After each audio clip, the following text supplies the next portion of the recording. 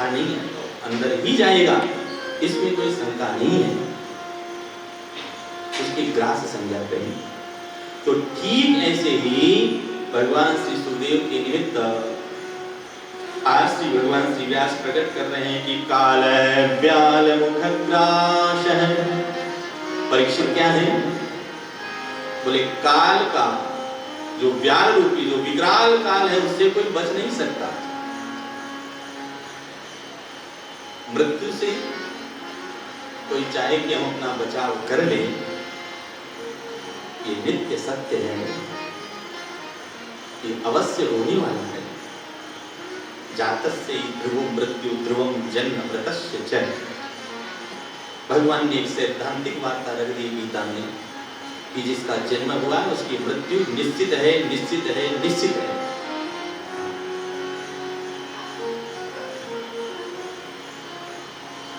तो आज परीक्षित की मृत्यु निश्चित हो गई, विकराल मृत्यु प्रकट हो गया और ग्रास बना लिया। ग्रास का तात्पर्य अब वो बच नहीं सकते, लेकिन सद्गुरु ऐसे हैं, ये करुणा के अवतार हैं, करुणा के वो समुद्र हैं जो मृत्यु के मुंह में गए हुए परीक्षित को भी बचा लेते हैं। ये सद्गुरु के नाम है। इसलिए श्रीमद् भागवत जी को हमारे आचार्यों ने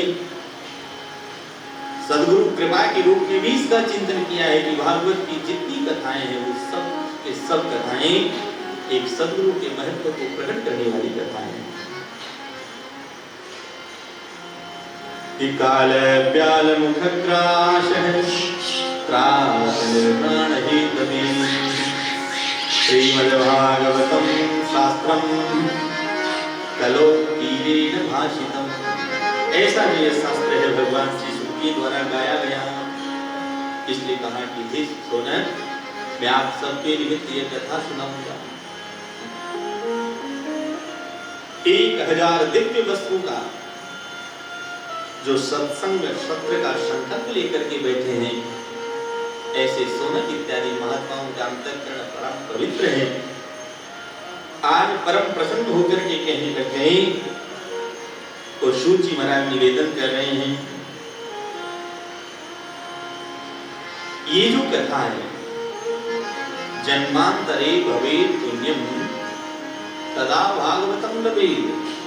बोले एक जन्म की तपश्चर्या का फल नहीं, भगवान के नित्य धाम में यह प्रत्येक जीव कामना करता है कि मेरा धाम वास हो जाए, उस नाम में मेरी रुचि हो जाए, उस लीला में मेरी निष्ठा हो जाए। लेकिन साहब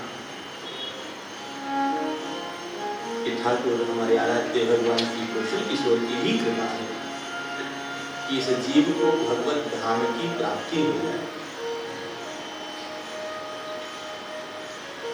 यह चतुष्टय कृपा है, नाम रूप लीला और धाम। और इस चतुष्टय में एक दूसरे का अन्योन्याश्रय संबंध है।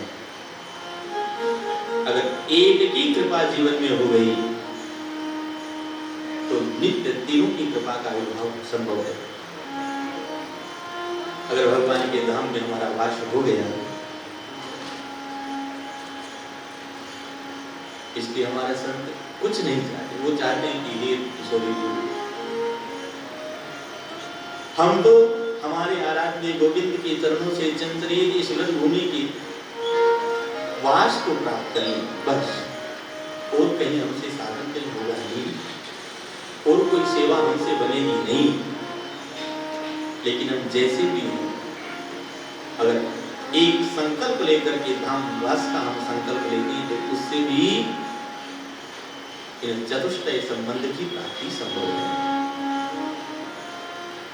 क्योंकि धाम में हम रहेंगे, आप कहीं परिक्रमा कर रहे हैं, आप कहीं हमें आराध्य का दर्शन करने के निमित्त कहीं निकल गए कि आपको राधा वल्लभ जी जाना है कि श्री बिहारी जी जाना है कि हमारे आराध्य ठाकुर श्री राधा रमन जी के दर्शन करना है, ताब जिन व्यक्तियों से निकलेंगे, जिन कुंज निकुंजों से आप निकलोगे,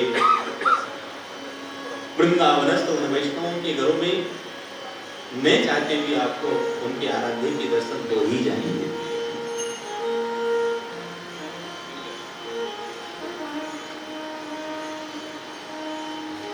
क्योंकि प्रत्येक घर घर में जहां ठाकुर जी की सेवा है, उन वैष्णवों के घर में नित्य गोविंद को आराधन लाया जाता है, तो रूप का दर्शन होगा। नहीं चाहोगे तो भी राधे राधे आपकी ध्वनि आपके कानों को पवित्र कर देगी, नाम का उच्चारण होगा। तो लीला का चिंतन तो हो गई। परिक्रमा जाओ तो साहब ये जुगल घाट है, ये चीर घाट है, यहाँ भगवान की कर्म लीला हुई थी, यहाँ पर रण की लीला हुई थी, ये रमन रहती है। तो ऐसे उस लीला भूमि में विचरण करने मात्र से ही हम सबको चतुष्टय की प्राप्ति हो जाएगी। इसने कहा है कि जन्मांतरे भवे पुण्यम तदा भागवतम लवेत। हमारे आराध्य की आत्यंतिक कृपा है, अहेतु की कृपा है, जिस कृपा के वशीभूत होकर के आज हम सब रोज और गोविंद के चरणों में ही बैठ करके उनकी चर्चा को सुन रहे हैं, कर रहे हैं। भगवान श्री सूत जी कहते हैं कि कभी देवता लोग भी इस कथा रूपी कुंभ को प्रकट करने के लिए, प्राप्त करने के लिए भगवान श्री सुखदेव के पास में आए, क्योंकि देवता है वो परमार्थी नहीं है, वो परम स्वार्थी। हमारा जीवन केवल स्वार्थी बनकर के नहीं रहे, हम परमार्थी भी हो गए।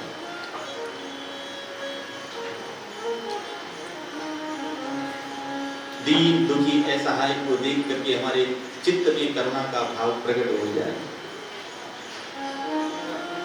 भगवान ने अगर हमको लक्ष्मीवान बनाया है, हम लक्ष्मी पुत्र हैं, तो किसी को अगर सहायता की आवश्यकता है तो उसको उचित रूप से उसके सहायक भी बने। आपने देखा वर्तमान समय का यह भीषण काल, कभी 100 वर्षों में ऐसा काल आता है, ऐसा बड़े बुजुर्ग कहते हैं। वैश्विक महामारी, बड़े बड़े उद्योगपति, छोटे छोटे की जो बात ही वो भी हिल गए। बड़ी बड़ी संस्थाएं जो महाराज बड़ा डिंडिंग घोष करते थे कि हम ये सेवा करते हैं, हम ये सेवा करते हैं, सारे विलुप्त हो, सबकी सेवाएं बंद हो। कोई संत सेवा के नाम पर याचना करता है, कोई सेवा के नाम पर याचना करता है। दरिद्र नारायण सेवा, अन्य क्षेत्र, फलान क्षेत्र, क्या क्या लोग चलाते हैं, लेकिन सबकी सेवाएं प्राय बंद हो गई। लेकिन भगवान ने जिनको अंतःकरण दिया है, जो सहृदय लोग हैं, जिनके अंतःकरण में करुणा है, कृपा है, उन्होंने सेवा भी करी। उन्होंने ये नहीं सोचा कि मैं संचय करके रख लूं, मैं कमा करके रख लूं, नहीं, जितना हमारे पास है उसमें सबका भाग है। हमारी भगवती वेद की श्रुति कहती है हम 2 हाथों से कमाएं, लेकिन देने के लिए हमारे हाथ 1000 हो जाए। ऐसा नहीं कि 1000 हाथों से कमाएं, 2 हाथों में बांटने की हमारी व्यवस्था नहीं है।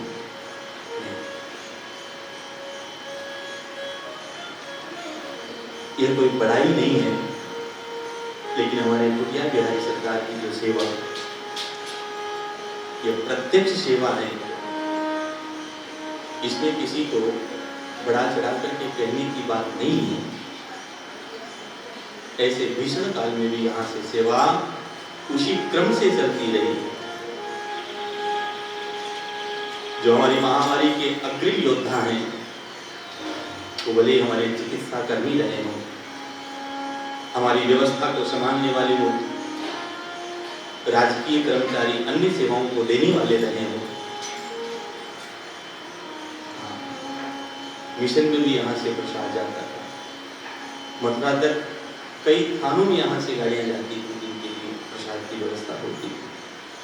और यहाँ तो खड़दर्शन जो सेवा का क्रम है वो तो चल ही रहा था। तो कहने का तात्पर्य ऐसा जो करुणा का भाव प्रकट हो जाए, ऐसा जो परमार्थ की नीति हमारी बन जाए, हम केवल स्वार्थी बन करके नहीं रहे, हमारे जीवन में परमार्थ की होना चाहिए। हम केवल अपने स्वार्थ की पूर्ति रहे, केवल अपने इंद्रियों को संतुष्ट करने के निमित्त ही जिए, ऐसा नहीं। तो देवता तो परम स्वार्थी हैं, उनका जब तक स्वार्थ सिद्ध नहीं होगा वो कोई कार्य प्रारंभ करते ही नहीं। भगवान श्री सुखदेव के पास में कहा कि देखो, एक व्यापारी के समान, व्यापारी व्यक्ति कहीं भी जाएगा तो व्यापार की वार्ता करेगा। बोले हमारे पास अमृत है, आपके पास कथा है, अमृत हमें दे दो, कथा आप ले। अमृत हम प्रदान कर देंगे और कथा आप हमें प्रदान कर दो। कि क्वै सुधा क्वै कथा लोकी क्वै काच क्वै मणिर्महान।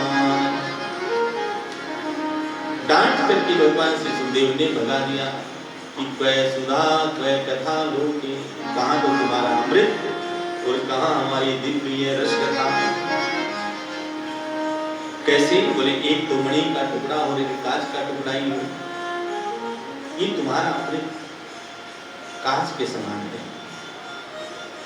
और भगा दिया। भगाने का तात्पर्य इसमें बड़ा गूढ़ रहस्य है। देखिए, कथा के हम श्रोता बने। और एक संत कहते थे कि अगर देवता लोग, भगवान श्री सुखदेव ने कथा प्रारंभ करी, सुखदेव जी को कथा सुननी है, और देवता भी अगर विराजमान हो जाते वहां, चुपचाप आकर के श्रोता बन करके सुन लेते, तो भगवान सुखदेव उनको तो भगाते हैं, उनको कथा सहज में मिल सकती थी, उनको प्राप्त हो सकती थी। लेकिन साहब कई श्रोता भी ऐसे होते कि कथा में हम जाएं तो हमारी व्यवस्था भी हो, माल्यार्पण भी हो, हमारा स्वागत भी हो, बैठने की थोड़ी सी आगे की पंक्ति हमारी जगह भी हो। ऐसे जो श्रोता हैं, तो देवता लोग ऐसे ही श्रोता हैं। इसलिए कहा ऐ भक्तान, वो भक्त नहीं है। भक्त को कथा कहीं सुननी होगी तो कहीं एक कोने में बैठ करके कथा सुनने चला जाएगा। कथा सुनने का भी स्वरूप कैसा हो? हमारे जीवन धन आराध्य के परम चरण सेवक है भगवान श्री मारुति, अपने स्वरूप को प्रकट करते हैं कि यत्र यत्र रघुनाथ कीर्तनम तत्र तत्र कृतमस्तकांजलि बाष्पवारि परिपूर्ण लोचनम मारुतिं नमत राक्षसांत। जहाँ कहीं रामचरित्र प्रकट हो, जहाँ कहीं कृष्ण चरित्र, गोविंद की दिव्य कथाएं प्रकट हो, श्री हनुमान जी महाराज जाकर के विराजमान हो जाते हैं। तो कैसे बैठते हैं? बोले यत्र यत्र रघुनाथ कीर्तनम, केवल रघुनाथ जी का नाम आ जाए, सरकार वहां प्रकट हो जाते हैं। बाष्पवारि परिपूर्ण लोचनम, अपने दोनों हाथों को करांजलि बंद करके हनुमान जी महाराज बैठ जाते हैं। और बाष्पवारि, उनके नेत्रों से धर राम कथा को, कृष्ण कथा को सुनते उनका हृदय इतना विगलित हो जाता है, उनका चित्त इतना पवित्र है कि अंतःकरण में प्रेमाश्रु प्रकट होने लग जाते हैं और उनके नेत्रों से नित्य अश्रुधारा प्रकट होने लग जाती है। उनको कहीं सम्मान की आवश्यकता नहीं। इसके कहा है देवता लोग परम स्वार्थी थे, वे कहीं न कहीं मदोन्मत्त थे। वो चाहे बल का मद हो, स्वरूप का हो, ऐश्वर्य का हो, अपने देवत्व का मद हो। इसलिए कहा ऐ भक्तान स्थांस विज्ञाय, ऐ भक्त जान करके भगवान श्री सुखदेव ने उनको श्रीमद् भागवत कथा से विलग कर दिया, अलग कर दिया। इसलिए कहा है कि लघुन्यानानि जातानि गौरवेण कदम महत्। आज यह बात सिद्ध हो गई, श्रीमद्भागवत की कथा को देवताओं ने नहीं प्रकट कर पाए और उसी कथा को आज मृत्यु लोक में हम सब लोग प्राप्त कर रहे हैं। आगे जब ये श्रीमद्भागवत के प्रारंभ में हम सब लोग महात्म्य की चर्चा कर रहे हैं, क्योंकि किसी भी व्यवस्था में जब तक हमारी श्रद्धा नहीं होती है तब तक कि जब तक उसका महत्व हमको प्रकट नहीं होगा। आज का व्यक्ति प्रत्येक कार्य में कब प्रवृत्त होगा, कब लगेगा, उसके बाद सिद्ध हो जाएगी इसको करने के पश्चात मुझे क्या मिलेगा, कितना फायदा होगा। बिना फायदे के कोई सौदा हम शुरू करते ही नहीं है। इसलिए 6 अध्याय भागवत का महात्म्य स्कंद पुराण और पद्म पुराण दोनों पुराणों में इसके विशद महात्म्य की चर्चा करी है। तो 6 अध्याय में जो स्कंद पुराण और महात्म्य है वो प्रथम में, और पद्म पुराण का जो 4 अध्याय में वो उत्तरार्ध में अंत में भगवान श्री सुखदेव ने कहा है। तो प्रथम महात्म्य को प्रकट करने के निमित्त ही भगवान श्री सुखदेव ने 2 प्रसंग 6 अध्याय में निवेदन किए हैं। प्रथम ज्ञान वैराग्य और भक्ति का प्रसंग, और दूसरा जो उदाहरण दिया है वो है धुंधकारी और गोकर्ण का। तो प्रथम उदाहरण को देते हुए भगवान श्री सूत जी कह रहे हैं कि अत्र ते कीर्तयिष्यामि भक्ति युक्तम कथानकम। मैं आपको एक दिव्य भक्ति युक्त कथानक को श्रवण करा रहा हूं। क्या हुआ? बोले एक बार भगवान श्री नारद जो परमाचार्य हैं भक्ति के, संपूर्ण भूमंडल पर भगवान के संकीर्तन को करते हुए विचरण करते हैं। और विचरण करते करते जब पृथ्वी तल के ऊपर आप प्रकट भये, उत्तर से लेकर के दक्षिण तक और पूर्व से लेकर के पश्चिम तक की आपने सब तीर्थों की यात्राएं करी। और यात्रा करते करते आपने बड़ा सुंदर चित्रण भी किया है कि कहाँ कहाँ गए। अहम तु पृथ्वीं यातो ज्ञात्वा सर्वोत्तमामिति पुष्करम च प्रयागम च काशीं गोदावरीं तथा। नारद जी महाराज कहते हैं कि मैंने यात्रा प्रारंभ करी तो पुष्कर भी गया, प्रयाग भी गया, काशी और गोदावरी का स्नान भी मैंने किया। हरि क्षेत्रम कुरुक्षेत्रम, यहाँ तक कि मैंने दक्षिण में भगवान श्री सेतुवन तक की यात्रा की। लेकिन सब तीर्थों में जाकर के मैंने दर्शन किया, क्या मिला कि सत्यम नास्ति तपः शोचम दया दानम न विद्यते। सत्य विलुप्त हो गया, कहीं सत्य का दर्शन नहीं। और जब भगवान उस समय में कह रहे हैं कि सत्य का दर्शन नहीं, तो भैया आज सत्य हमको मिल कहाँ सकता है? अच्छा, सत्य कहा किसे है? सत्य की परिभाषा क्या है? वैसे तो भगवान वेद कहते हैं कि सत्य के समान जीवन में कोई दूसरा धर्म ही नहीं है। अगर नित्य सत्य की सत्ता को हम स्वीकार कर लें तो किसी दूसरे कर्म की आवश्यकता नहीं है। सत्य के पराक्रम से प्रभाव से आप सबने शायद सुना हो, हमारी पंचम वेद के रूप में भगवान श्री व्यास के द्वारा प्रणीत महाभारत जैसे ग्रंथ में धर्मराज युधिष्ठिर जी के प्रसंग में आता है कि नित्य जो सत्य की उपासना करते थे, उन्होंने कभी जीवन में कभी मिथ्या वादन नहीं किया। और सत्य बोलने के प्रताप से जिनका रथ पृथ्वी के स्पर्श करके नहीं चलता। लेकिन जहां अश्वत्थामा हतो नरो वा कुंजरो वा, अश्वत्थामा वध के समय उन्होंने मिथ्या भाषण किया और उसी असत्य वादन के पश्चात उनके रथ की संस्तुति भी पृथ्वी से स्पर्श होने लगी। यहां तक कि नरक दर्शन का फल भी उनको मिला असत्य वादन के कारण।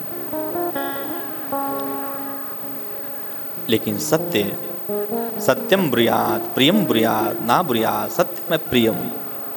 भगवान वेद कहते हैं कि हमको सत्य बोलना चाहिए, लेकिन सत्य भी कैसा हो, बोले प्रिय सत्य हो। प्रिय का तात्पर्य, अब सामने से कोई लंगड़ा जा रहा है, लंगड़े को लंगड़ा कहना यद्यपि वो सत्य है लेकिन कटु सत्य है, वो प्रिय सत्य नहीं है। कोई अंधा व्यक्ति जा रहा हो तो अंधे को अंधा कहना यद्यपि सत्य है लेकिन वो कहना नहीं चाहिए। आप अंधे को शूरदास कह सकते हो, प्रज्ञा चक्षु कह सकते हो। तो भगवान श्री सुखदेव कह रहे हैं कि आज सत्य का कहीं दर्शन नारद जी कर नहीं रहे। तो ये सत्य क्या है? हमारे संत कहते हैं, गीता में सत्य की परिभाषा दी है कि हमारा चित्त जिस भाव को ग्रहण कर रहा हो, हमारे मन में, हमारे अंतःकरण में जो दशा हो, और उसी दशा को हम शब्दों के माध्यम से, जिह्वा से बोल करके प्रकट कर दें, वो सत्य है। मन में कुछ बात अलग है, बाहर बना करके हमने कुछ कह दी और, तो वो सत्य नहीं है, वो अर्ध सत्य है, वो असत्य है। कि सोचम दया दानम न विद्यते, कहीं पवित्रता का दर्शन नहीं है।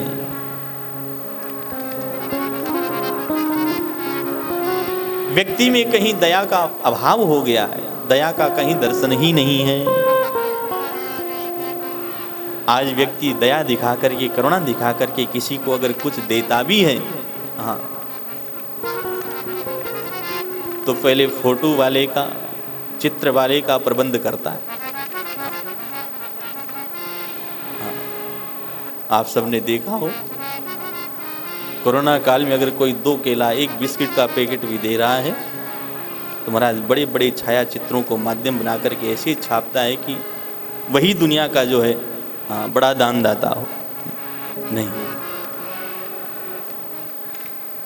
तो कहने का तात्पर्य कहीं दया का भाव नहीं है। दानम न विद्यते, दान भी कैसा हो। हमारी शास्त्रानुकूल वृत्ति के द्वारा अर्जित जो धन है, किसी को धोखा दे करके नहीं, किसी के साथ में अव्यवस्था करके नहीं, किसी के हिस्से को हम अपना हिस्सा बना करके अगर धन कमा लेते हैं, द्रव्य हम अपना बना लेते हैं, और उस द्रव्य का अगर हम दान करें तो दान नहीं है। भगवान कहते हैं हमारी वृत्ति के अनुकूल द्रव्य जो हमको प्राप्त हुआ हो, और उस द्रव्य का जो दशांश भाव से शतपात्र के प्रति जो दान की कल्पना करी जाए, वो श्रेष्ठ दान है।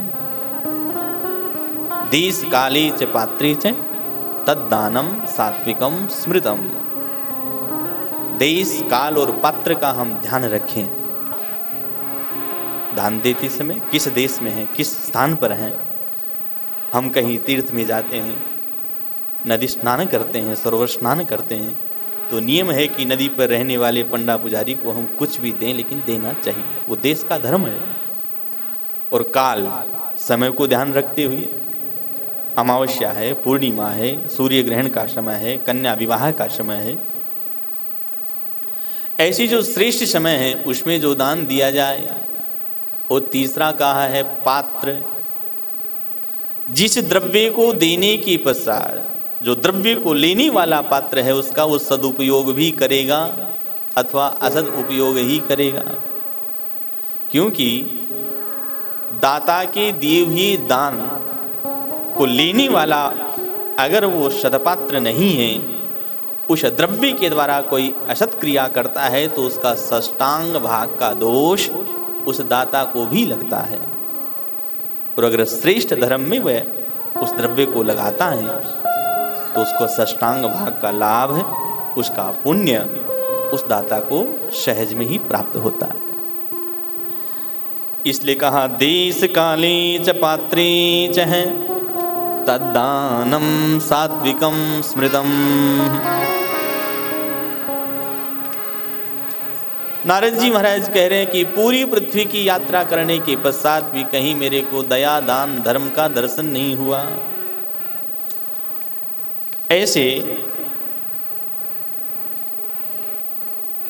संपूर्ण पृथ्वी की यात्रा करते करते जब मैं भगवान गोविंद के चरणों से चंचरित इस ब्रजभूमि में मेरा प्रवेश हुआ, जहां हमारे आराध्य गोविंद नित्य लीला को करके भगवान गोधाम गोलोक पधार चुके हैं, ऐसे कि यामुनम तटमापन्नो यत्र लीला हरिरभूत। भगवान भगवती कालिंदी का नित्य दर्शन मैंने किया, और जैसे ही भगवती कालिंदी का दर्शन हुआ, मैंने दूर से देखा कि वृद्धो दो पतितो पार्श्वे, एक तरुणी युवान स्त्री है, उसके वृद्ध दो पुत्र हैं, उसके दोनों तरफ वो लेटे हुए हैं, और उनको देख करके दसों दिशाओं में वो दर्शन करती हुई चिल्ला रही है, रो रही है। और जैसे ही उसने मेरे को देखा, बड़े उच्च घोष करके बुलाया कि दर्शनम तव लोकस्य सर्वथाग हरम हरि, कि हे संत मेरे पास में आओ, आपके दर्शन करके मुझे शांति मिल रही है, क्योंकि संत दर्शन का यह पुण्य है। महात्माओं के संदर्शन करते ही हमारे अंतःकरण की जो चित्त की प्रवृत्ति है वो शांत हो जाए, हमारे चित्त में भगवत स्मृति का आविर्भाव हो जाए, ये संत दर्शन का फल है। आज भगवती भक्ति देवी ने जब बुलाया, नारद जी महाराज ने आकर के पूछा कि तुम हो कौन? उसने अपना परिचय दिया है कि अहम भक्ति रीति ख्याता इमो में तनयो मतो, मैं इनकी माँ हूं और ये दोनों मेरे पुत्र हैं। नारद जी ने पूछा कि आपकी दशा और इनकी दशा देख करके ऐसा लगता नहीं कि आप इनकी माँ भी होंगी? भाई माँ को तो वृद्ध होना चाहिए, पुत्र युवान होने चाहिए, लेकिन यहाँ तो उल्टा ही दर्शन हो रहा है। उसने कहा कि काल समय का यह प्रभाव है, समय के प्रभाव को यह प्राप्त हो गए हैं। यद्यपि मेरी उत्पत्ति द्रविड़ देश में हुई, वृद्धि मेरी कर्नाटक में हुई है, लेकिन धीरे धीरे गुजरात महाराष्ट्र में प्रवेश करते समय में वृद्धत्व को प्राप्त हो गई, क्योंकि उस समय वहां पर बड़े अधर्मी वास करते थे। वो तो महाराज बड़ी कृपा है नरसिंह मेहता जैसे भक्त की, जिन्होंने, हमारे संत कहते नरसिंह मेहता जैसा भक्त उस गुजरात को जिन्होंने पवित्र कर दिया। हमारे संत कहते हैं कि जिन्होंने अपने पूरे जीवन काल में एक बार दो बार नहीं, इसी कलयुग में जिन्होंने 56 बार भगवत दर्शन किया है, ऐसे नरसिंह मेहता इसी कलिकाल के प्रत्यक्ष भक्त भगवान के प्रकट भये, जिन्होंने एक दो बार नहीं अनेकों बार भगवत दर्शन किया है, साक्षात ठाकुर जी का दर्शन किया है। आज वो भक्ति देवी कह रही है कि वृंदावन को प्राप्त करके मैं तो नवीन बन गई, लेकिन मेरे दोनों पुत्र ये वृद्ध हो गए, ये स्वरूप कैसे?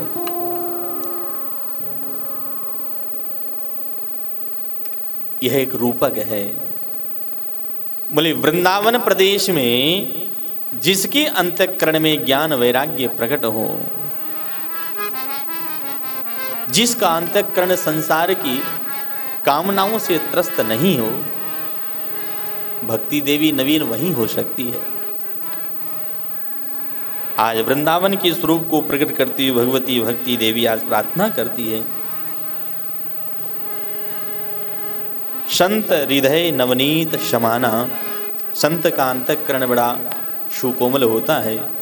करुणा से भर गई नारद जी, और नारद जी करुणा करके प्रतिज्ञा कर लेते हैं कि हे भक्ति देवी, मैं प्रत्येक घर घर में जब तक आपकी स्थापना नहीं कर दूंगा, आपको प्रकट नहीं करा दूंगा, तब तक मैं शांति से बैठूंगा नहीं। आपके दोनों पुत्रों को मैं युवान बना दूंगा। अनेक प्रयास किए, लेकिन भक्ति के दोनों पुत्र कहीं किसी उपाय से युवान बने नहीं, बड़े चिंतित हो गए। भगवान की लीला का चित्रण उनके अंतःकरण में ऐसा भाव प्रकट हुआ कि नारद जी महाराज बद्रिकाश्रम में प्रकट होते हैं और बद्रिकाश्रम में प्रवेश करके जैसे उन्होंने शनक, सनंदन, सनातन और सनत कुमार का दर्शन किया है, चारों कुमारों ने लटके हुए मुंह को देख करके नारद जी ने कहा कि अरे आप तो अच्छे भगवत भक्त हैं और ठाकुर जी की कृपा से वशीभूत होने वाले भक्त के मुखारविंद पर ये चिंता की रेखाएं शोभा नहीं देती, बात क्या है? नारद जी महाराज ने कहा मेरी अपनी चिंता नहीं है, लेकिन मैं भक्ति के दुख से दुखी हूं। अद्भुत हैं हमारे श्री सुखदेव जी महाराज कह रहे हैं, जो शनकादिकों का स्वरूप है वो स्वरूप बड़ा अद्भुत है। साक्षात ब्रह्मा जी के 4 मानस पुत्र, लेकिन भगवान की दिव्य कथा में उनकी इतनी अनुरक्ति है कि गोविंद की कथा को छोड़ करके कहीं वो संसार की कथाओं को स्वीकार करते ही नहीं हैं। हमारे संत तो कहते हैं कि चारों महात्मा ऐसे हैं, एक वक्ता बन जाता, तीनों श्रोता बन जाते। जब एक थक जाता तो फिर 3 में से कोई वक्ता बन जाता, फिर 3 श्रोता बन जाते। कभी कथा बंद होती तो भगवान नाम संकीर्तन प्रारंभ हो जाता, एक पुराण पूर्ण होता तो दूसरा पुराण प्रारंभ हो जाता। तो भगवान सनकादिकों का जो स्वरूप है, एक संत का स्वरूप कैसा होना चाहिए, एक महात्मा का स्वरूप कैसा होना चाहिए, भगवान श्री सुखदेव ने यही उनके स्वरूप से दर्शन करवाया है कि कथा मात्रैक जीविन है, जिनका जीवन ही कथा है। एक क्षण भी भगवत कथा से जो विलग नहीं होते हैं, ऐसे वो शनकादिकों का दर्शन कर रहे हैं और दर्शन करके बड़े प्रसन्न भये।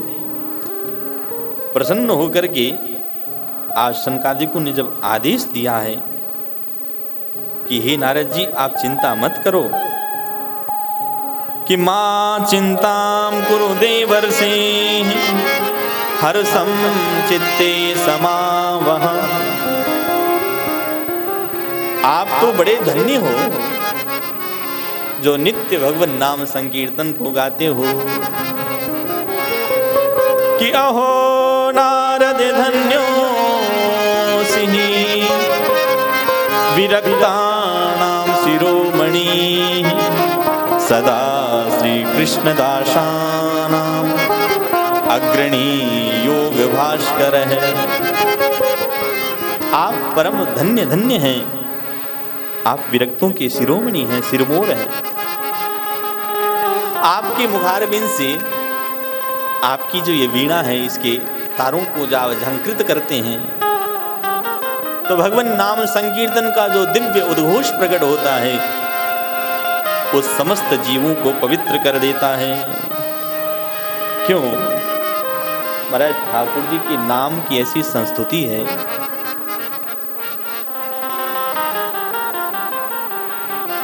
किसी कवि ने कहा कि पेयम पेयम श्रवण पुटके राम नामाभिनामम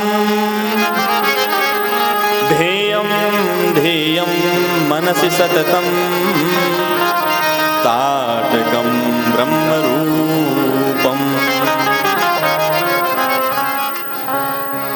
इन कानों को हम दोना बना करके, पात्र बना करके, भाई आपको कोई रस पीना हो, आपको कोई जूस पीना हो, दुग्ध पीना हो, तो किसी पात्र में डाल करके हम दुग्ध पान करते हैं, रसप पान करते हैं। इसलिए कहा कि भगवान के नाम रूपी रस को पीने के लिए कान रूपी पात्र को हम पात्र के रूप में उसको हम बनाएं।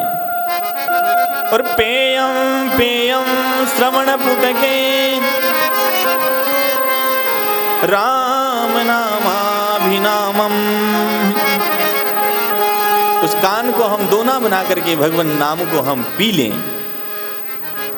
और ध्येयं ध्येयं मनसि सततम ताटकं ब्रह्मरूपम।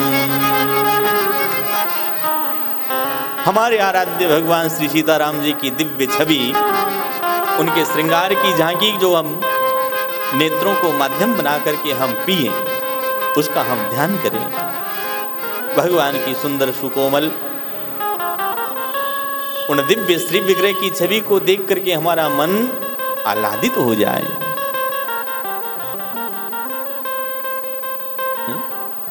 हम लोग कहीं दर्शन करने जाते हैं, अब बिहारी जी के फूल बंगले चल रहे हों और हम लोग जाकर के देख करके आ जाएं कि इसने पूछा कि आज बिहारी जी की पोशाक का रंग क्या था, अब आप कहो कि साहब हम तो देखना ही भूल गए। हाँ, फूल बंगला बड़ा गजब का था, बाहर की शोभा बहुत सुंदर थी। अरे बावरे, जिसको देखना था उसको तो हमने देखा ही नहीं।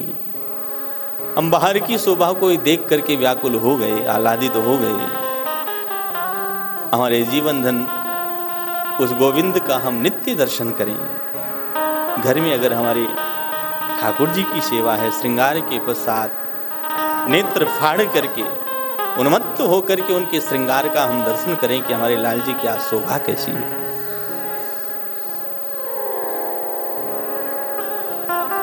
उनके एक एक श्रृंगार का आह्लादित होकर के अंतरंग मन से हम प्रसन्न होकर के दर्शन करें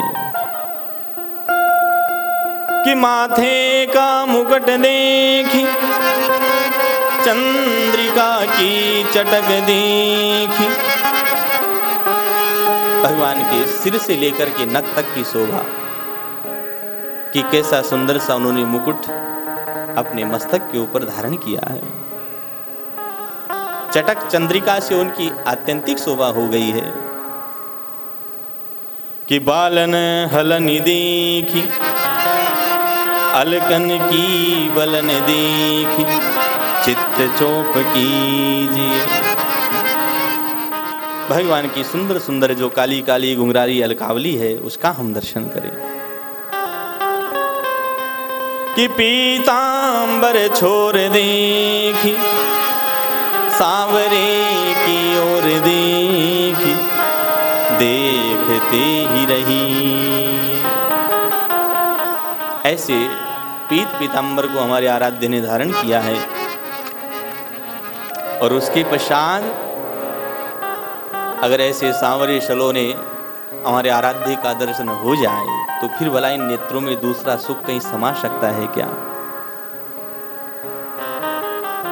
हमारी गोपांगनाएं तो कहती है कि आग लगी इन आँखन में, जो सांवरो छाड़ी निहारती गोर। वो कहती है, हे कृष्ण, हमारे नेत्रों में आग लग जाए, हमारी नेत्र दृष्टि ही बदल जाए अगर हम आपके सांवरे सलोने मुखारविंद को देखने की पश्चात किसी गौरवर्ण को देखने की अगर हमारी आंखें आकांक्षा करती हैं तो हमारी नेत्र की दृष्टि ठीक नहीं है। बोली वृंदावन बिहारी लाल की जय। जब से देखा है बाके बिहारी तुम्हें, जब से देखा है बाके बिहारी तुम्हें, लुट गया लुट गया लुट गया लुट गया लुट गया लुट गया लुट गया। जब से देखा है बाके बिहारी तुम्हें, जब से देखा है बाके बिहारी तुम्हें, लुट गया लुट गया लुट गया लुट गया लुट गया लुट गया लुट गया।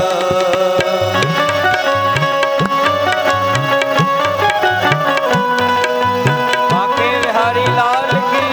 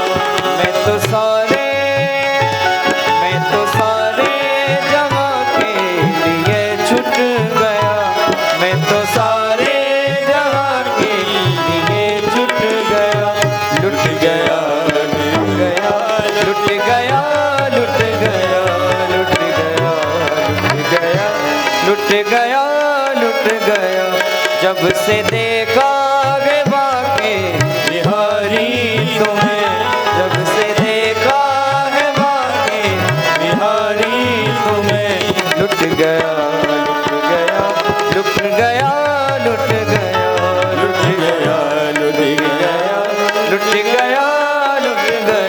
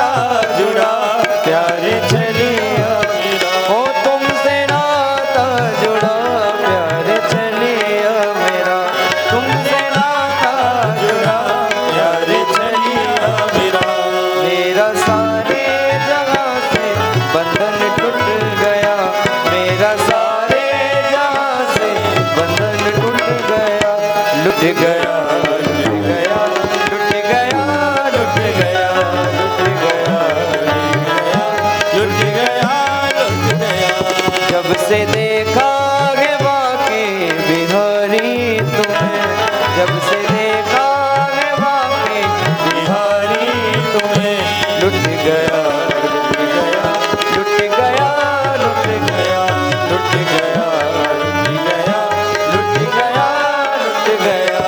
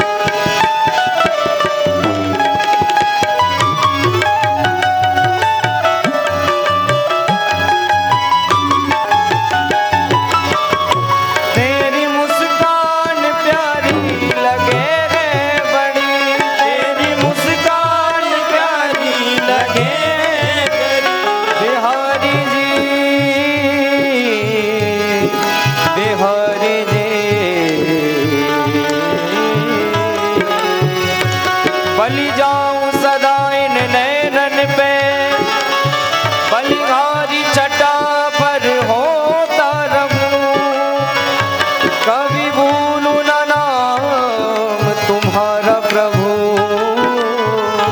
चाहे जागृत स्वप्न में सोता रहूं चाहे जागृत स्वप्न में सोता रहूं हरे कृष्ण ही कृष्ण पुकारा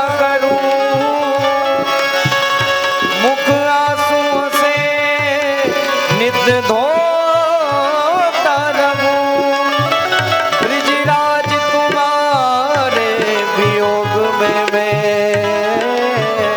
बस यूं ही निरंतर रोता रहूं बस यूं ही निरंतर रोता रहूं तेरी बगिया पे बलिहारी जाऊं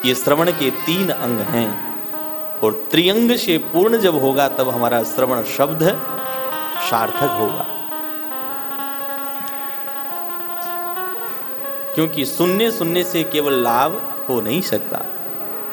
कुछ समय के लिए हमारी इंद्रियां, हमारे कर्ण, हमारा अंतःकरण पवित्र हो सकता है, लेकिन नित्य सार्थकता को अगर प्रकट करना है तो सुनी हुई उस अंश को हम क्रिया में प्रकट कर लें। अब किसी को बहुत जोर से क्षुधा लगी हो, भूख लगी हो, और बढ़िया 56 भोग का थाल सामने रख दिया जाए, और दूर से दर्शन करा करके ही कह दो कि महाराज रबड़ी भी है, रसगुल्ला भी है, मालपुआ भी है, खीर मोहन भी है, उससे क्षुधा बढ़ेगी कि क्षुधा घटेगी? नाम सुन करके तो भैया और भूख लगेगी। अब आप कहो कि सुना दिया है तो शून्य मात्र से हमारी क्षुधा की पूर्ति हो जाए, लेकिन जब तक वो भोज्य पदार्थ हमारे उदरस्थ नहीं होगा तब तक हमारी क्षुधा निवृत्ति संभव नहीं है। ठीक उसी प्रकार से भगवान श्री सुखदेव कह रहे हैं, आज शनकादिक कह रहे हैं कि उक्तम भागवतम नित्यम कृतम च हरिचिंतनम तुलसी पोषणम नित्यम धेनुनाम सेवनम समम। ये चारों कर्म हैं, ये समान हैं। भैया कोई ये ना सोचे कि मंदिर का पुजारी पूजा करने से ही पवित्र हो सकता है। भगवान के श्री विग्रह की सेवा करने का जितना फल है उतना ही फल भगवान के निज कक्ष में, भगवान के प्रांगण में सफाई करने वाले को भी मिलता है। उतना ही फल तुलसी पोषणम, भगवान की नित्य सेवा चर्या के लिए जो भगवती श्री वृंदा महारानी की सेवा करता है, जो श्री वल्लभा हैं, भगवान की नित्य संगिनी है, जिनके अंग संग से नित्य वास करती हैं, ऐसी भगवती तुलसी का जो पोषण करता है उसको भी उतना ही फल मिलता है। और धेनु नाम सेवनम समम, जो हमारी गौ माता है, जो वेद लक्षणा भगवती सुरभि की जो सेवा करता है, उसका जितना फल है उतना ही फल भगवान की पूजा करने का है। भगवान श्री शनकादिक आज नारद जी से कह रहे हैं, नारद जी कि आजन्म मात्रमपि येन सठेन किंचित चित्तम विधाय सुख शास्त्र कथा न पीता चांडालवत् खरवत् तेन नीतम मिथ्या स्वजन्म जननी जनि दुख भाजा। आज शनकादिक कहने लगे, नारद जी आजन्म अपने संपूर्ण जीवन में जिस दुष्ट ने अपनी पूरी आयु में चित्त लगा करके भगवान श्री गोविंद की इस दिव्य कथा का जिसने रसपान नहीं किया है, चित्तम विधाय सुख शास्त्र कथा न पीता, अपने कर्ण को दोना बना करके, पात्र बना करके जिसने कृष्ण कथा का रसपान नहीं किया है, वह कैसा है? उसने मानो अपना सारा जन्म चांडाल के समान, खरवत गधे के समान व्यर्थ में ही गंवा दिया।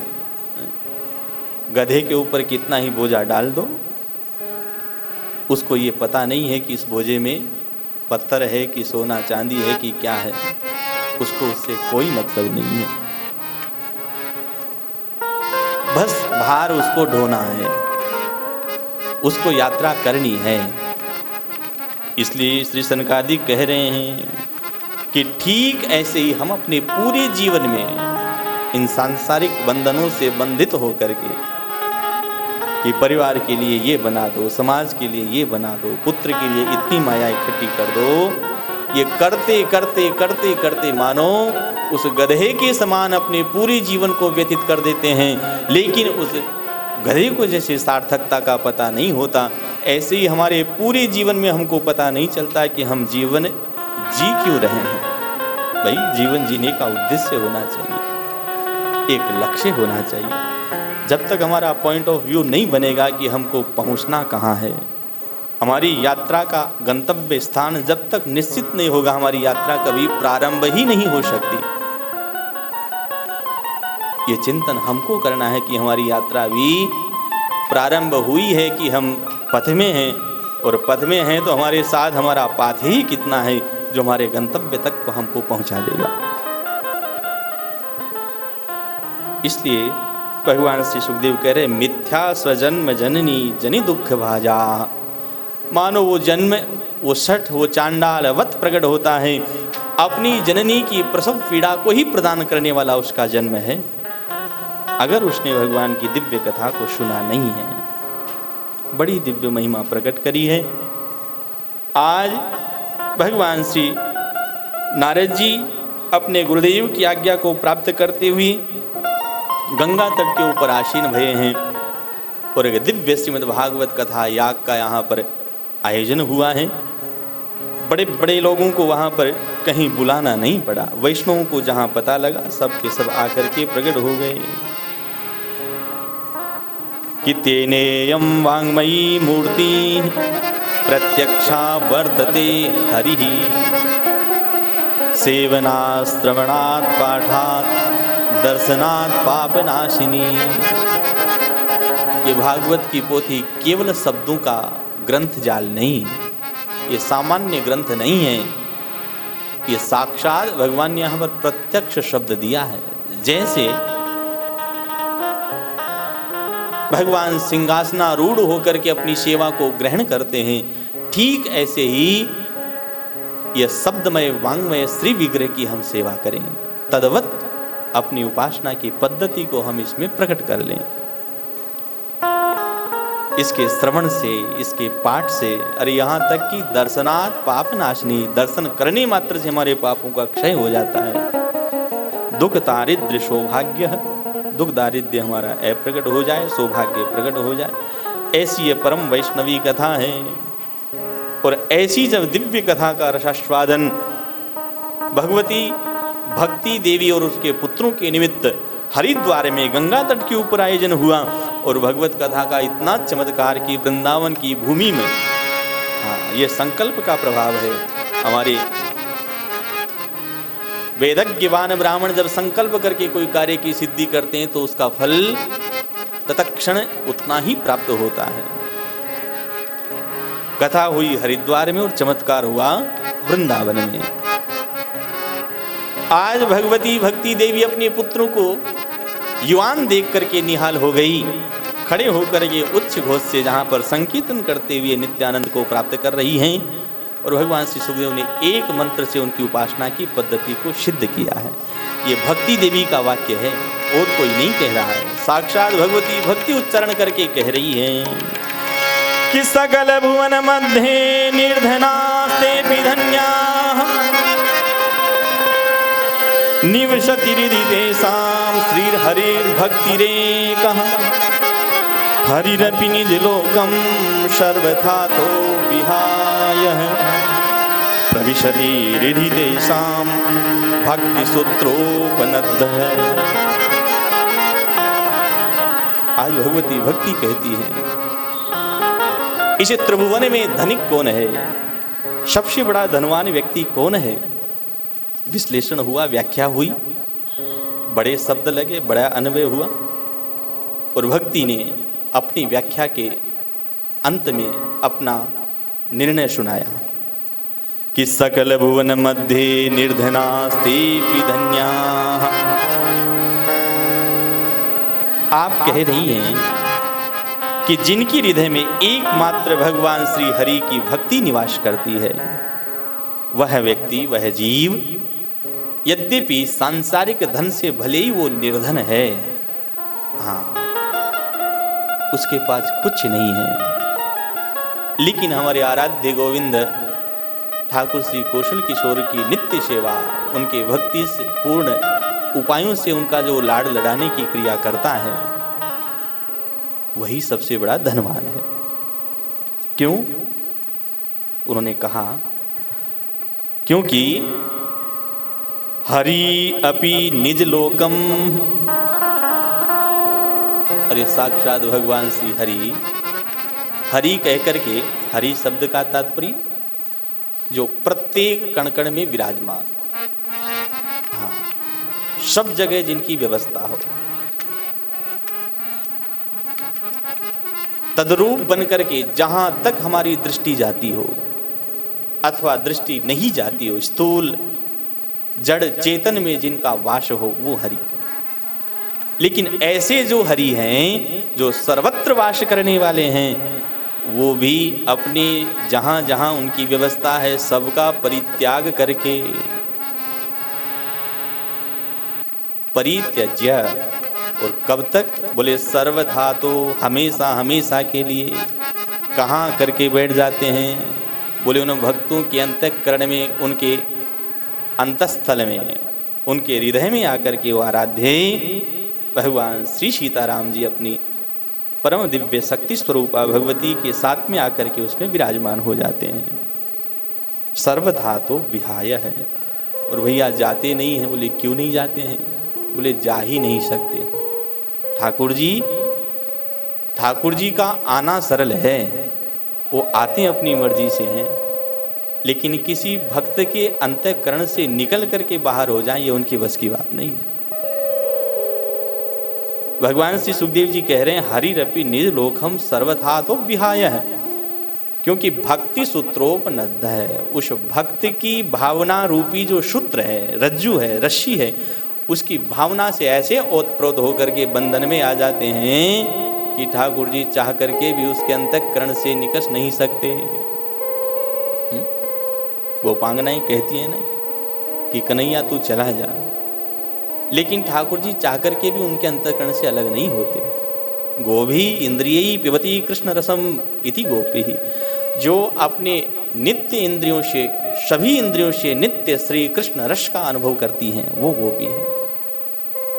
तो ऐसी भगवती भक्ति के दिव्य इस चरित्र का उदाहरण दिया है कि जो श्रीमद् भागवत का आश्रय ग्रहण करता है, उस कथा के प्रभाव के माध्यम से साक्षात ज्ञान वैराग्य भी परम युवान अवस्था को प्राप्त हो गए। ये मद्भागवत कथा का दिव्य महत्व है। अब नारद जी ने आगे पूछ लिया कि भक्ति के दोनों पुत्र पवित्र हो गए तो कौन बड़ी बात है? भक्ति तो साक्षात भगवान का ही एक अंग है, उनका पवित्र होना, उनके पुत्रों का पवित्र होना, इसमें कौन सी बड़ी बात हो गई? कोई प्रश्न कर सकता है। इसलिए भगवान ने अग्रिम प्रश्नों के समाधान के निमित्त गोकर्ण और धुंधकारी के प्रश्न को कहा। आप कहते हैं कि केवल भक्ति युक्त कोई प्रसंग से पवित्र हो जाए, ऐसा नहीं। श्रीमद् भागवत की कथा से कौन कौन पवित्र हो सकता है? कि के विशुद्ध्यन्ति बदन्तु मह्यम सप्ताह यज्ञेन कथा महीन है। जब नारद जी ने पूछा कि भगवान कोई और भी पवित्र हो सकता है क्या, तो भगवान श्री कुमार कह रहे हैं ये मानवा पाप रतस्तु सर्वदा सदा दुराचार रता विमार्गगा। ये मानवा पाप रतस्तु सर्वदा, जो नित्य पाप में रत रहते हैं, सदा दुराचार करते रहते हैं, और क्रोधाग्नि दग्धा, किसी किसी के तो महाराज मस्तक के ऊपर क्रोध ही नित्य वास करता रहता है। हाँ, थोड़ा सा छेड़ो नहीं कि अग्नि तुरंत प्रकट हो जाए। हाँ। तो कहने का तात्पर्य, जो क्रोध की अग्नि को नित्य प्रकट रखते हैं, भगवान कह रहे हैं कुटिलाश्च कामिन है, जो कुटिल हैं। कुटिल का तात्पर्य जिसके अंतःकरण की भावना पवित्र नहीं हो, बाहर से मुंह बना करके कुछ भी कह दे, लेकिन अंतःकरण उसका शुद्ध नहीं, वो कुटिल है। लेकिन वो भी भागवत की कथा की शरण को ग्रहण कर ले तो वो भी पवित्र हो जाता है। सत्येन हीना पितृमातृदूषका, जो सत्य से हीन है। सत्य का तात्पर्य आपने अभी सुना कि हमारी मन वचन इंद्रिय की जो भाव है वही शब्दों के माध्यम से प्रकट कर देना सत्य है। ये सत्य से हीन है, दम्भी है, मत्सरी है, लेकिन ऐसा जीव भी भागवत की कथा की शरण को ग्रहण कर ले तो वो भी पवित्र हो जाता है। भाई कार्य तीन प्रकार से होते हैं, मनसा वाचा कर्मणा। कोई मन से कार्य करता है, कोई वाणी से ही सहयोग करता है, और कोई शरीर से सहयोग करता है। लेकिन अगर तीनों ही क्रियाएं जिसकी शुद्ध नहीं हो, अपवित्र हो और नित्य करता हो, लेकिन ऐसा जो मलिन जीव है वह भी भगवान की कथा की शरणागति को ग्रहण कर लेता है तो वो भी पवित्र हो जाता है। तो नारद जी ने पूछ लिया कि भगवान आप ये सारे के सारे जो दुर्गुण बता रहे हैं, ऐसा किसी एक व्यक्ति में भी अगर प्रकट हो जाए, क्या ऐसा भी कुछ हुआ है क्या? तो कुमारों ने कहा कि बिल्कुल हुआ है। एक उदाहरण दे करके, दृष्टांत दे करके, दृष्टांत का तात्पर्य जो पूर्व में घटना घटित हो गई है। हमारे मूल विषय को समझाने के निमित्त दृष्टांत की परिकल्पना की गई कि मूल विषय है वो ठीक से समझ में आ जाए, इसलिए हमारे कथाकार लोग दृष्टांत देते हैं, उदाहरण देते हैं कि तुंगभद्रा तटे पूर्व, भगवान कह रहे हैं कि तुंगभद्रा नाम की एक नदी है और उस नदी के तट के ऊपर एक आत्मदेव नाम का ब्राह्मण है, बड़ा शुद्ध अंतःकरण वाला ब्राह्मण। भगवान की आत्यंतिक कृपा की ब्राह्मण वर्ण में हमारा जन्म हो जाए, भगवान की आत्यंतिक कृपा की वो ब्राह्मण अपने धर्म को सेवित करने वाला प्रकट हो, शोध सदाचार नित्य संध्या को करने वाला हो। ऐसे ब्राह्मण घर में प्रकट होने के पश्चात वो आत्मदेव कैसे हैं? बोले स्रोतस्मार्ते सुनिष्णांत हो द्वितीय इव भास्कर है। स्रोत कर्म में और स्मार्त कर्म में दोनों में निष्णांत है, बड़ा दिव्य, एक सूर्य की समान उसका तेज है। लेकिन उसकी जो पत्नी है उसमें 6 दोष हैं, ये माताओं में नहीं होने चाहिए। ये दोष कौन से हैं? बोले लोक वार्ता रता क्रूरा प्रायसो बहुजल्पिका। उसकी पत्नी, उसका नाम धुंधली। और पहला दोष है लोक वार्ता। पंडित जी कभी कथा कहने बैठते तो पहले ही संसार की चर्चा प्रारंभ कर देती। और क्रूरा, दूसरा दुर्गुण बताया क्रूर भी थी। पंडित जी थोड़ा सा गुस्सा लगा कि मेरा सामने फिर ठाड़ी हो जाती है मूसल लेकर के, तो क्रूर भी थी। क्रूर का तात्पर्य कभी कभी मार भी देती थी। हाँ। और प्रायसो बहुजल्पिका, बहुत अधिक बोलने वाली माताओं का यह दुर्गुण है, नहीं होना चाहिए। और शूरा च गृह कृत्येषु, घर के कार्यों को करने में बड़ी सूरवीर, लेकिन अगर कहीं भगवत कार्य संपन्न कराने की विधा हो तो उसको पहले ही बुखार आ जाए। हाँ। भगत सेवा, संत सेवा में उसका कहीं मन ना लगे। और कृपणा कलह प्रिया, बोले महाराज कंजूस भी बड़ी थी। ब्राह्मण का कभी मन होता कि चलो आज कुछ यज्ञ यागादि हो जाए, कुछ दान दक्षिणा धर्म हो जाए, तो पहले ही मना कर देती है। और कलह प्रिया, सहज कलह में ही जिसकी प्रीति हो, ऐसी भगवती हो धुंधली। लेकिन पंडित जी ऐसी पत्नी को प्राप्त करके भी बड़े संतुष्ट हैं। महाराज ये पंडित जी बड़े उदार मना ही होंगे, जो ऐसी दिव्य उस अपनी अर्धांगिनी को स्वीकार करके प्रसन्न चित्त से वास करते हैं। सब कुछ होने के पश्चात भी घर में जब पुत्र का प्राकट्य नहीं हुआ, यहाँ तक वर्णन आया कि महाराज पंडित जी अपने हाथ से अगर वृक्ष भी लगा देते, तरु लगा दे, तो वो भी जल जाता। यहाँ तक कि उनकी गोष्ठ में भगवती गौ माता ने भी किसी पुत्र को जन्म नहीं दिया। बड़े चिंतित, प्रजा विहीन जीवन को देखा, प्रजा से विहीन दुख को देख करके अंतःकरण उनका वैराग्य साविर्भूत हो गया। शरीर का मर जाना ही ठीक है, धिक्कुलम जीवनम कह करके महाराज जंगल की शरण वो ग्रहण करते हैं। एक अरण्य में जाकर के सरोवर के किनारे बैठ गए। संत की कृपा प्राप्त भई। संत ने प्रकट होकर के पूछा, अब किसी दुखी व्यक्ति की नस के ऊपर हाथ रख दो तो पूरी पीड़ा सामने कह देगा। पंडित जी ने अपनी पूरी दशा का वर्णन कर दिया कि महाराज अब तो क्या करें। यद्यपि यति ने समझाया कि संतते सगरे दुख है मवापांग पुरा तथा, कि महाराज कहीं पुत्र से कहीं सुख थोड़ी मिल सकता है, संतान से सुख की प्राप्ति हो जाए यह कदापि संभव नहीं। सगर जी महाराज के 60,000 पुत्र थे, लेकिन उनको भी संतान सुख प्रकट नहीं हुआ। इसलिए कहा कुटुंब की आशा को छोड़ करके सन्यासी सर्वथा सुखम की कामना तुम करो। ब्राह्मण अपने ही तर्क को देने वाला हो गया। गृहस्थ सरसो लोके पुत्र पौत्र समन्वित है। व्याख्या बड़ी बड़ी व्याख्या करने लग गया कि महाराज आपका जानो, बेटे पोताओं का क्या सुख होता है। आप नित्य निरंजन का ध्यान करने वाले, आपके चित्त में कहीं पुत्र का सुख है ही नहीं, आपने कभी उसका चिंतन ही नहीं किया, उसका सुख भोगा ही नहीं, तो आप महसूस कैसे कर सकते हो। बड़ी विशद व्याख्या भई, लेकिन पंडित जी का चित्त तो पुत्र प्राप्ति में ही था। महात्मा की कृपा भई, फल दे दिया। इदम भक्षय पत्न्या त्वम, अपनी पत्नी को ले जा करके इसको खिला देना। महाराज लेकर के आ गया, लेकिन पत्नी तो पहले ही विपरीत आचरण करने वाली थी। यद्यपि फल का भक्षण नहीं किया, अपनी सहेली के सामने जाकर के दुखड़ा रो दिया। हाँ, आगामी कष्ट का वर्णन पहले से करने लग गई कि फल भक्षेण गर्भस्याद गर्भेणोदर वृद्धिदा।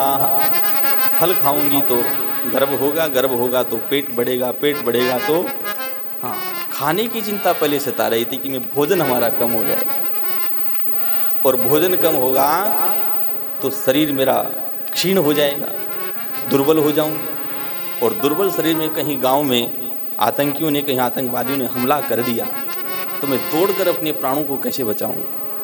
तो निर्णय क्या हुआ, बोले फल को खाना ही नहीं है। और महाराज मैंने तो सुना है कि सुखदेव जैसा बेटा कहीं हो गया, 14 साल तक अगर भारत हो नितराम पिबत्वम सेवा कथा रश्महो नितराम पिबत्वम। ये व्यवस्था है। प्रथम मंत्र से जो व्यवस्था चली, वैराग्य प्रकट हुआ शरीर से, शरीर के पश्चात संबंध से, संबंध के पश्चात संसार से, और संसार से जब संबंध हट गया तो फिर हमारा चित्त गोविंद के चरणों में लग गया।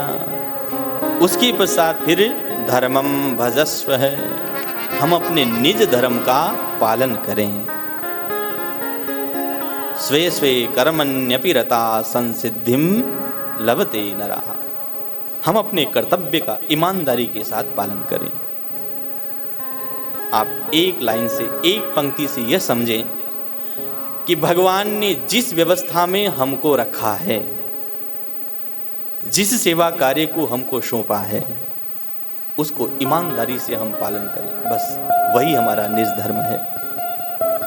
जीवन में अगर हमको श्रेष्ठ पिता बनाया, श्रेष्ठ गुरु बनाया, श्रेष्ठ शिष्य बनाया, तो शिष्य का क्या कर्तव्य है, पिता का क्या कर्तव्य है, माँ का क्या कर्तव्य है, एक पतिव्रता अर्धांगिनी पत्नी का क्या कर्तव्य है, वह स्वे स्वे कर्मण्यपि रता।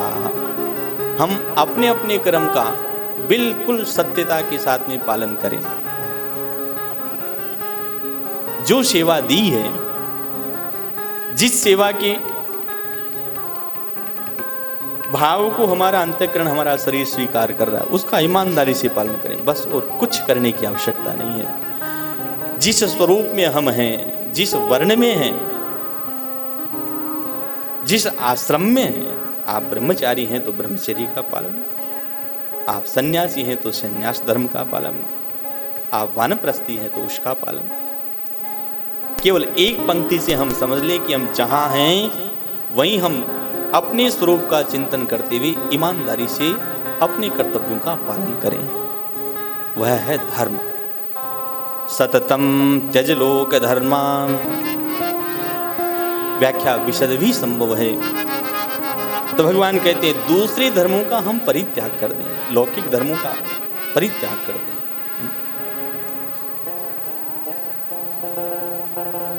यद्यपि गीता में भगवान ने पहले ये कहा स्वे स्वे कर्मण्यपि रता संसिद्धिम लभते नरा, लेकिन एक ही वक्ता जब अपनी वार्ता को 2 बार कहे, अंत में भगवान ने फिर कहा कि सर्वधर्मान परित्यज्य मामेकं शरणं व्रज अहं त्वा सर्वपापेभ्यो मोक्षयिष्यामि मा शुचः। पहले भगवान कहते हैं कि अपने अपने धर्म का पालन करो, और फिर ठाकुर जी ने कह दिया, अपने ही संविधान को ठाकुर जी पलट देते हैं और पलट करके कहते हैं कि सर्वधर्मान परित्यज्य, सब धर्मों का परित्याग कर दो। ये सब धर्मों का परित्याग क्या है? ये परित्याग करना नहीं है। जब प्रेम लक्षणा सद्गुरुदेव प्रदत्त भक्ति का आविर्भाव हमारे जीवन में हो जाए तो वे सधर्म धीरे धीरे अपने आप छूट जाए, वो बात अलग है, लेकिन छोड़ना नहीं चाहिए। सेवस्व साधु पुरुषान जहि काम तृष्णा, अपने से श्रेष्ठ जनों की हम सेवा करें, काम रूपी तृष्णा के ऊपर हम प्रहार करें, किसी के दोष का भी चिंतन नहीं, किसी के गुण का भी चिंतन नहीं। और भगवान ने कहा सेवा कथा रसमहो नितराम पिबत्वम, जीवन में हम सेवा भाव को ग्रहण कर ले। हमारे एक संत तो कहते हैं, हमारा जीवन में सेवा का क्रम, सेवा एक ऐसा शब्द है, कहना सरल है लेकिन करना बहुत कठिन है। और सेवा भी कोई चाहे कि हम ठाकुर जी की सेवा कर लें, लेकिन ठाकुर जी के जनों की सेवा करना वो उससे भी कठिन है। भैया ठाकुर जी को तो एक समय भोग लगाओ ना लगाओ, आरती करो ना करो, पट खोलो ना खोलो, शयन कराओ अथवा उठाओ, आप उत्थापन करा रहे हो कि नहीं करा रहे हो, ठाकुर जी कभी ये ना कहेंगे कि तूने बाल भोग नहीं लगाया कि राजभोग नहीं लगाया। लेकिन जो ठाकुर स्वरूप संत हैं, ठाकुर स्वरूप जो वैष्णव हैं, अगर उनकी सेवा के क्रम में नेक सा भी व्यवधान उत्पन्न हुआ तो फिर वो सेवा का क्रम हमारा खंडित ही है। हमने सुना कि महाराज गुरुदेव भगवान की आज्ञा हो जाए, सेवा का तात्पर्य क्या? हमारे पुराणों में, पुराणांतर कथाओं में ऐसे ऐसे प्रसंग हैं कि गुरुदेव ने आज्ञा कर दी कि ये करो तो करते रहे, और किसी दूसरे आज्ञा के ऊपर उनका भरोसा नहीं रहा। कहा कि साहब आपको झाड़ू लगानी है तो जीवन भर झाड़ू ही लगाते रहे। आपको गौ संवर्धन करना है, एक गाय को दे दिया कि 10,000 होकर के हो जाए तब लौट करके आना। गए थे वैराग्य धारण करने के लिए, गुरुजी ने आदेश दे दिया, शिष्य निकल पड़ा। लेकिन साक्षात भगवान श्री वृषभ धर्म के रूप में प्रकट होकर के ऐसे उस संत कृपा के ऊपर अपनी कृपा को वर्षण करते हैं। इसी कलिकाल की घटना, महाराज नाथ संप्रदाय के एक संत हुए हैं जिनका नाम है जालपा, बड़े सिद्ध संत थे। एक बार कोई शिष्य बनने के निमित्त उनके पास में कोई व्यक्ति गया तो उनकी बड़ी व्यवस्था थी, बड़ा आश्रम था, बड़ी संत सेवा आश्रम में होती थी। अब कोई नया परिकर शिष्य बनने के निमित्त गया और जालपा महाराज ने कह दिया कि जाओ धान कूटो, नित्य धान कूट करके चावल निकाला जाए, उससे जो अन्न बनेगा उसका भोग लगेगा, वो प्रसाद रूप में सबको वितरित होगा। अब जालपा महाराज ने उस नए शिष्य को आदेश दे दिया और 1-2 साल नहीं, यद्यपि वो शिष्य आया था यह जानने के लिए कि जीवन में परम सत्य क्या है, जीवन का परम श्रेय ज्ञेय वो सत्य स्वरूप क्या है। गुरुदेव ने आज्ञा दे दी कि जाओ तुम धान कूटो, धान की सेवा तुमको करनी। 12 वर्ष आश्रम में रहते रहते व्यतीत हो गए। ना तो उस शिष्य ने पुनः आकर के ये पूछा कि मेरे प्रश्न का उत्तर मुझे मिला नहीं। समय फिर निकला। 18 साल की अवस्था के पश्चात एक बार जब जालपा महाराज ने सबको बुलाया और सबको बुला करके सबसे ये पूछा, सत्य के संबंध में सब अपनी अपनी परिभाषाएं मुझे व्यक्त करो कि सत्य क्या है। जिस सत्य की खोज में आप सब लोग आए हो, ब्लैक बोर्ड दे दिया, अपनी अपनी परिभाषाएं इसके ऊपर लिख दो। सब ने बड़ी बड़ी व्याख्याएं करी, बड़ी विशद व्याख्याएं करी। लेकिन जो धान कूटने वाला शिष्य था, अंत में उसने देखा कि भाई मैं तो कुछ पढ़ा लिखा भी नहीं हूँ। जालपा महाराज ने उसको बुलाया कि तुम भी अपनी बात रखो। उसने केवल एक लाइन लिखी। उसने कहा कि सद्गुरुदेव आपकी कृपा से इतने दिनों की सेवा के पश्चात मेरे जीवन की जितनी शंकाएं थी वो सब की सब मिट गई, और मुझे अब ये शंका भी नहीं रही कि सत्य असत्य क्या है। ये सब कुछ है वो सत्य ही है। तो कहने का तात्पर्य सेवा शब्द एक ऐसा शब्द है जिसमें अगर हमारी महत्व बुद्धि हो जाए, उस सेवा के शब्द को हम आग्लान पान कर लें, हाँ, ये सेवा का प्रकल्प ही तो है जिसका विस्तार, जिसका विराट स्वरूप आज हम सब दर्शन कर रहे हैं। अगर श्री बड़े महाराज ने सेवा के वृक्ष को नहीं लगाया होता, जिसकी सुशीतल छाया में आज बैठ करके न जाने कितने जीवों को अपने परमार्थ कल्याण की भावना तो प्रकट होती है, न जाने कितने जीवों के उदरस्त पूर्ति, उनके नित्य जीवन की क्रियाएं उनकी बनती हैं। आज गोकर्ण जी महाराज भी यही कहते हैं कि अन्यस्य दोष गुण चिंतन माशु मुक्त्वा सेवा कथा रसमहो नितराम पिबत्वम। अपने पुत्र के द्वारा उपदेशित होकर के श्री आत्मदेव बड़े प्रसन्न भये और यहीं से उन्होंने युक्तो हरे रनुदिदम परिचार्यमाशो श्री कृष्ण मापनियतम दशमस्य पाठार।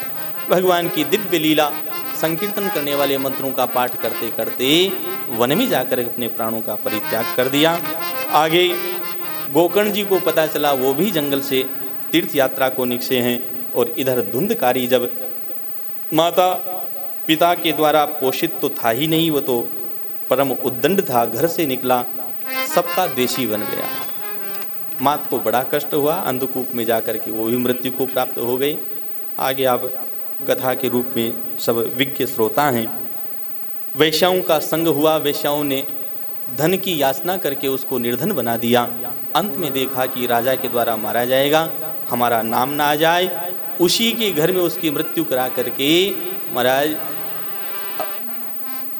कुआं खोद करके खनन करके उसको दबा दिया, प्रेत बना है। और अंत में श्री गोकर्ण जी महाराज की उनके ऊपर कृपा भई, श्रीमद् भागवत की कथा रस को प्राप्त करके वो प्रेतत्व बाधा से भी विमुक्त होता है। तो ऐसा यह दिव्य गोकर्ण प्रसंग को कहकर के भगवान श्री सुखदेव जी कहते हैं कि श्रीमद् भागवत की ऐसी परम दिव्य कथा है जो प्रेतात्मा को भी मुक्त कर देती है और साक्षात ये मुक्ति भुक्ति करे स्थित है। ये केवल मुक्ति को प्रदान नहीं करती, ये जीवन के सर्वोत्कृष्ट लाभ श्री कृष्ण संदर्शन को प्राप्त कराने वाली दिव्य कथा है। ऐसी दिव्य कथा के महात्म्य को हम सब लोगों ने चिंतन किया है। आज प्रथम दिवस के क्रम में हम सब लोगों ने महात्म्य की चर्चा करी। कल से प्रथम स्कंद से लेकर के आगे की दिव्य दिव्य कथाओं को हम सब लोग श्रवण करेंगे। हम सबका परम सौभाग्य है कि सद्गुरुदेव भगवान श्री बड़े महाराज जी के परम कृपा पात्र श्री महाराज जी का यह परम दिव्य साकेतोत्सव हम सब लोग मना रहे हैं। महात्माओं का, संतों का दिव्य स्मृति महोत्सव हमारे जीवन को आह्लादित कर देता है, उस भगवती भक्ति को प्रकट करा देता है।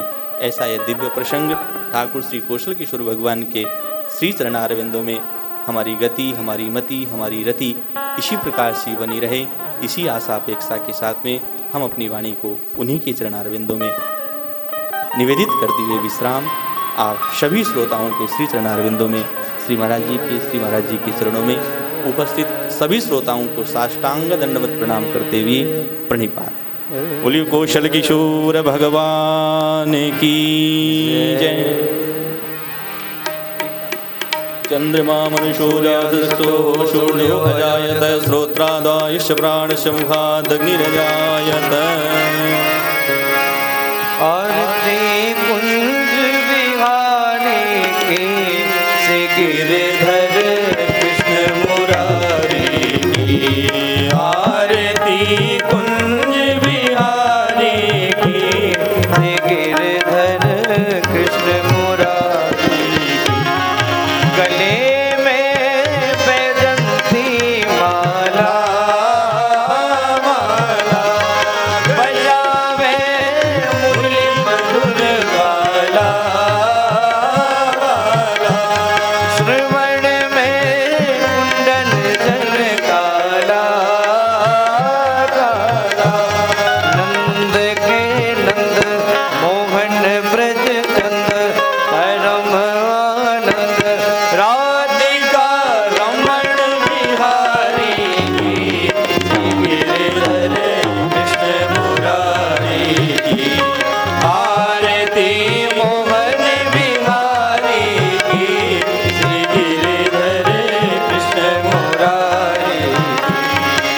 गगन सम क्रांतिकारी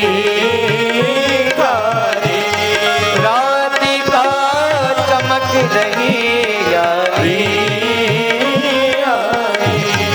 लतन में ठाड़े बनवारी भ्रमर सी अलग कस्तूरी तिलक चंद्र सी झलक ललित छवि श्यामा प्यारी की श्री गिरिधर कृष्ण मुरारी की आरती वागे बिहारी की श्री गिरिधर कृष्ण मुरारी की शीश पे मोर मुकुट बिल से देवता दर्शन को तरसे गगन सो सुमन बहुत बरसे बजे मूर्छंद मधुर मृदंग ग्वालनी संग अतुल रति गोप कुमारी श्री गिरिधर कृष्ण मुरारी की आरती कुंज बिहारी की श्री गिरिधर कृष्ण बिहारी की जहाँ से प्रकट भई गंगा अनुस कली श्री गंगा स्मरण से मोद मोह भंगा बसी शिव शिव जटा के